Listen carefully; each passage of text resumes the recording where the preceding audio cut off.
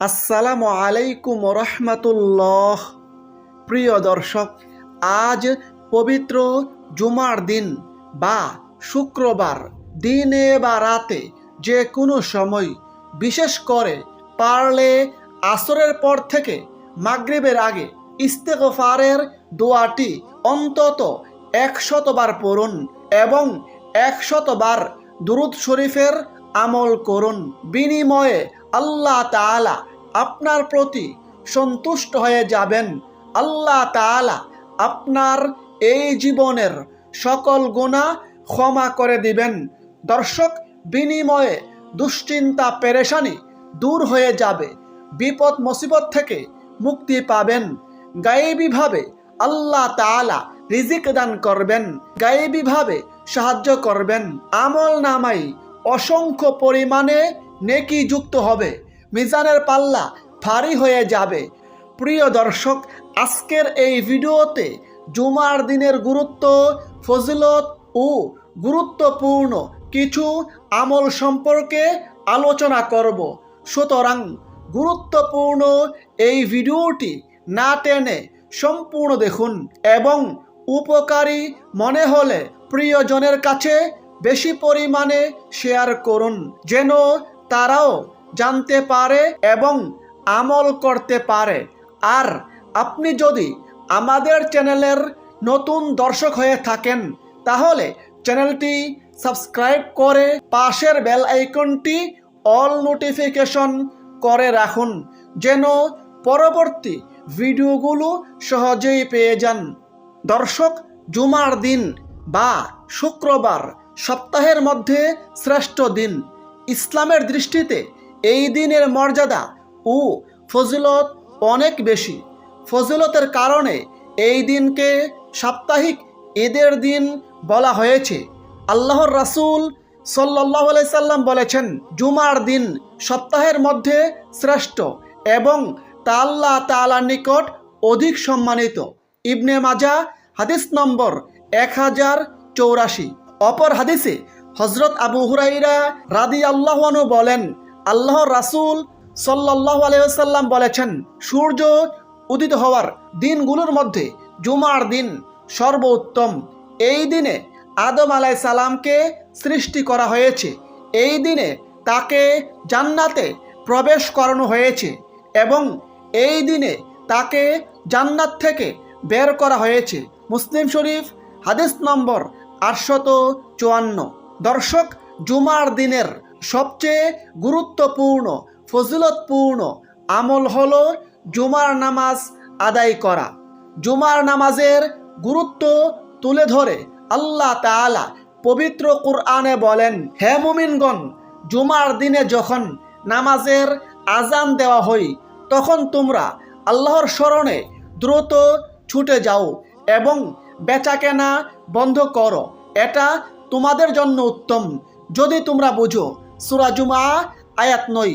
জুমার নামাজের ফজিলত প্রসঙ্গে হাদিসে রয়েছে, হযরত সালমান ফার্সি রাদিয়াল্লাহু আনহু বলেন, আল্লাহর রাসূল সাল্লাল্লাহু আলাইহি সাল্লাম বলেছেন, যে ব্যক্তি জুমার দিন গোসল করলো, সাধ্যমতো পবিত্র হলো, তেল ব্যবহার করলো, ঘর থেকে সুগন্ধি ব্যবহার করলো, অতঃপর মসজিদে আসলো, সেখানে দুজন মুসল্লির মধ্যে ফাঁক করে সামনে এগিয়ে গেল না, নির্দিষ্ট পরিমাণে নামাজ পড়ল, অতঃপর ইমাম খুতবা শুরু করলে চুপ থাকলো, তাহলে তার 2 জুমার মধ্যবর্তী সময়ের গুনাহ আল্লাহ তাআলা মাফ করবেন। সুবহানাল্লাহ। সহিহ বুখারী হাদিস নম্বর 883। অপর হাদিসে হযরত আবু হুরায়রা রাদিয়াল্লাহু আনহু বলেন, আল্লাহর রাসূল সাল্লাল্লাহু আলাইহি সাল্লাম বলেছেন, 5 ওয়াক্ত নামাজ এক জুমা থেকে পরবর্তী জুমা এবং এক রমজান থেকে পরবর্তী রমজান মধ্যবর্তী সময়ের গুনাহ মাফ করে, যদি সে ব্যক্তি সব ধরনের কবিরা গুনাহ থেকে বিরত থাকে। সুবহানাল্লাহ। মুসলিম শরীফ হাদিস নম্বর 233। এই পবিত্র জুমার দিনের অন্যতম গুরুত্বপূর্ণ ফজিলতপূর্ণ আমল হলো রাসূলের প্রতি বেশি বেশি পরিমাণে দুরূদ পাঠ করা। আল্লাহ তাআলা স্বয়ং পবিত্র কুরআনে রাসূলের প্রতি দুরূদ পড়ার জন্য নির্দেশ করেছেন। এ প্রসঙ্গে আল্লাহ তাআলা বলেন, নিশ্চয়ই আল্লাহ ও তার ফেরেশতাগণ নবীর প্রতি দুরূদ পাঠপূর্বক সালাম প্রেরণ করিয়া থাকে। হে মুমিনগণ, তোমরাও তাহার প্রতি দুরূদ পাঠ করো এবং সালাম প্রেরণ করো। সূরা আহজাব আয়াত 56। তাছাড়া জুমার দিন বেশি বেশি পরিমাণে রাসূলের প্রতি দুরূদ পড়ার জন্য স্বয়ং রাসূলে কারীম সাল্লাল্লাহু আলাইহি সাল্লাম নির্দেশ করেছেন। এ প্রসঙ্গে হাদিসে রয়েছে, নবীজি বলেন, দিনসমূহের মধ্যে জুমার দিনই সর্বোত্তম। এই দিনে আদম আলাইহিস সালামকে সৃষ্টি করা হয়েছে। এই দিনে তিনি ইন্তেকাল করেছেন। এই দিনে সিংহায় ফু দেওয়া হবে। এই দিনে সকল সৃষ্টিকে বেহুশ করা হবে। অতএব তোমরা এই দিনে অর্থাৎ জুমার দিনে আমার প্রতি বেশি বেশি পরিমাণে দুরূদ পাঠ করো, কেননা তোমাদের দুরূদ আমার সম্মুখে পেশ করা হয়ে থাকে। সুবহানাল্লাহ। আবু দাউদ শরীফ হাদিস নম্বর 1047। দুরূদের ফজিলত প্রসঙ্গে হাদিসে রয়েছে, যে ব্যক্তি একবার রাসূলের প্রতি দুরূদ পাঠ করবে, বিনিময়ে আল্লাহ তাআলা তার উপর 10টি রহমত নাজিল করবেন, তার 10টি গুনাহ মাফ করবেন, তার আমল নামাই 10টি নেকি দান করবেন এবং তার মর্যাদা 10 গুণ বৃদ্ধি করবেন। সুবহানাল্লাহ। তাছাড়া হাদিসে রয়েছে, যে ব্যক্তি রাসূলের মহব্বতে বেশি বেশি পরিমাণে দুরূদ শরীফের আমল করবে, কাল কিয়ামতের দিন সে ব্যক্তি রাসূলকে দেখে চিনতে পারবেন এবং নবীজি তার জন্য কাল কিয়ামতের দিন সুপারিশ করবেন। সুবহানাল্লাহ। সুতরাং প্রিয় দর্শক, এই পবিত্র জুমার দিন বেশি বেশি পরিমাণে রাসূলের প্রতি দুরূদ পাঠ করুন। তবে কমপক্ষে 100 বার হলেও রাসূলের প্রতি দুরূদ পাঠ করুন। সেক্ষেত্রে আপনি যে কোনো দুরূদ শরীফের মাধ্যমে আমল করতে পারেন। আজকের এই ভিডিওতে আমি আপনাদেরকে একটি গুরুত্বপূর্ণ ফজিলতপূর্ণ দুরূদ শরীফ বাংলা উচ্চারণ সহ শিখিয়ে দিচ্ছি। দুরূদ শরীফটি হচ্ছে, আল্লাহুম্মা সাল্লি আলা মুহাম্মাদিন আবদিকা ওয়া রাসূলিক ওয়া আলাল মুমিনিনা ওয়াল মুমিনাত ওয়াল মুসলিমিনা ওয়াল মুসলিমাত। আল্লাহুম্মা সাল্লি আলা মুহাম্মাদিন আবদিকা ওয়া রাসূলিক ওয়া আলাল মুমিনিনা ওয়াল মুমিনাত ওয়াল মুসলিমিনা ওয়াল মুসলিমাত। অর্থ, হে আল্লাহ, তুমি রহমত বর্ষণ করো তোমার বান্দা ও রাসূল মুহাম্মদের উপর এবং সব মুমিন নরনারী ও মুসলিম নরনারীর উপর। প্রিয় দর্শক, এই দুরূদ শরীফটি অন্তত 100 বার পড়ুন। মহান আল্লাহ তাআলা আমাদের সকলকে রাসূলের মহব্বতে বেশি বেশি পরিমাণে দুরূদ শরীফের আমল করার তৌফিক দান করুন। সকলে কমেন্টে লিখুন আমিন। দর্শক, এই পবিত্র জুমার দিন দিনে বা রাতে বেশি বেশি পরিমাণে ইস্তেগফারের আমল করুন।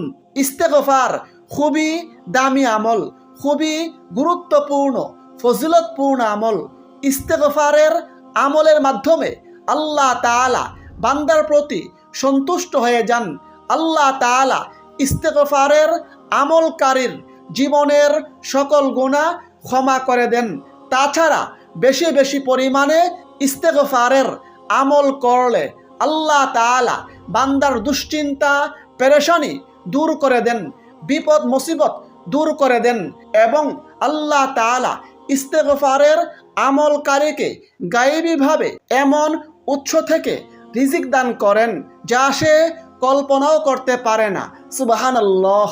প্রিয় দর্শক, ইস্তেগফার মানে হচ্ছে নিজের গুনাহের জন্য, নিজের ভুল ত্রুটির জন্য আল্লাহ তাআলার কাছে অনুতপ্ত হওয়া, ক্ষমা প্রার্থনা করা। আবার কখনো আস্তাগফিরুল্লাহ অথবা আল্লাহুম্মা গফিরলি এই ধরনের বাক্য পড়াকেও ইস্তেগফার বলা হয়। কোরআন এবং হাদিসে ইস্তেগফারের অসংখ্য দোয়া রয়েছে। সেই সকল দোয়া থেকে যে কোনো দোয়ার মাধ্যমে আপনি ইস্তেগফারের আমল করতে পারেন। আজকের এই ভিডিওতে আমি আপনাদেরকে ইস্তেগফারের খুবই গুরুত্বপূর্ণ ফজিলতপূর্ণ একটি দোয়া বাংলা উচ্চারণ সহ শিখিয়ে দিচ্ছি। দোয়াটি হচ্ছে রব্বি গফিরলি ওয়া তুব আলাইয়া ইন্নাকা আনতাত তাওয়াবুর রহিম। রব্বি গফিরলি ওয়া তুব আলাইয়া ইন্নাকা আনতাত তাওয়াবুর রহিম। অর্থ, হে আমার প্রভু, আপনি আমাকে ক্ষমা করুন, আমার তাওবা কবুল করুন, নিশ্চয়ই আপনি তাওবা কবুলকারী করুণাময়ী। এই দোয়ার ফজিলত প্রসঙ্গে হাদিসে রয়েছে নবীজি এক বৈঠকেই এই দোয়াটি 100 বার পড়তেন। সুবহানাল্লাহ। সুতরাং প্রিয় দর্শক, এই পবিত্র জুমার দিন দিনে বা রাতে যে কোনো সময় ইস্তেগফারের এই দোয়াটি অন্তত 100 বার পড়ার চেষ্টা করুন। আমি দোয়াটি আবারও বলে দিচ্ছি, রব্বি গফিরলি ওয়া তুব আলাইয়া ইন্নাকা আনতাত তাওয়াবুর রহিম। দর্শক, এই আমলগুলো করার পর আজ পবিত্র জুমার দিন আসরের পর থেকে মাগরিবের আগে যে কোনো সময় আল্লাহ তাআলার কাছে দুহাত তুলে মুনাজাত করুন, কারণ এই সময়ের দোয়া আল্লাহ তাআলা নিশ্চিতভাবে কবুল করে থাকেন। এ প্রসঙ্গে হাদিসে রয়েছে নবীজি বলেন, জুমার দিনের 12 ঘন্টার মধ্যে একটি বিশেষ মুহূর্ত এমন আছে যে তখন কোনো মুসলমান আল্লাহ তাআলার নিকট যে দোয়া করে আল্লাহ তাআলা তার সেই দোয়াই কবুল করেন। সুবহানাল্লাহ। অধিকাংশ ইসলামিক স্কলারগণ বলেছেন সেই গুরুত্বপূর্ণ ফজিলতপূর্ণ সময়টি হচ্ছে জুমার দিন আসরের পর থেকে মাগরিবের আগ পর্যন্ত। সুতরাং প্রিয় দর্শক, এই গুরুত্বপূর্ণ সময়টি কেউ মিস করবেন না। এই গুরুত্বপূর্ণ সময়ে অবশ্যই আল্লাহ তাআলার কাছে দুহাত তুলে প্রার্থনা করুন এবং প্রার্থনায় পবিত্র কুরআনের ইস্তেগফারের এই দোয়াটি অন্তত 3 বার পড়ুন। রব্বি ইন্নী যালামতু নাফসি ফাগফিরলি। রব্বি ইন্নী যালামতু নাফসি ফাগফিরলি। অর্থ, হে আমার প্রভু, নিশ্চয়ই আমি নিজের প্রতি জুলুম করেছি, অতএব আপনি আমাকে ক্ষমা করুন। এভাবে আল্লাহ তাআলার কাছে জীবনের সকল গুনাহের কথা স্বীকার করে ক্ষমা প্রার্থনা করুন। আল্লাহ তাআলা আপনার প্রতি সন্তুষ্ট হয়ে যাবেন, এই জীবনের সকল গুনাহ ক্ষমা করে দিবেন। সেই সাথে আল্লাহ তাআলার কাছে নিজের সকল প্রয়োজন তুলে ধরুন। আল্লাহ তাআলা গায়েবীভাবে আপনার সকল প্রয়োজন পূরণ করবেন, আপনার সকল দোয়া কবুল করবেন ইনশাআল্লাহ। মহান আল্লাহ তাআলা আমাদের সকলকে আমলগুলো করার তৌফিক দান করুন। আমিন। আসসালামু আলাইকুম ওয়া রাহমাতুল্লাহ।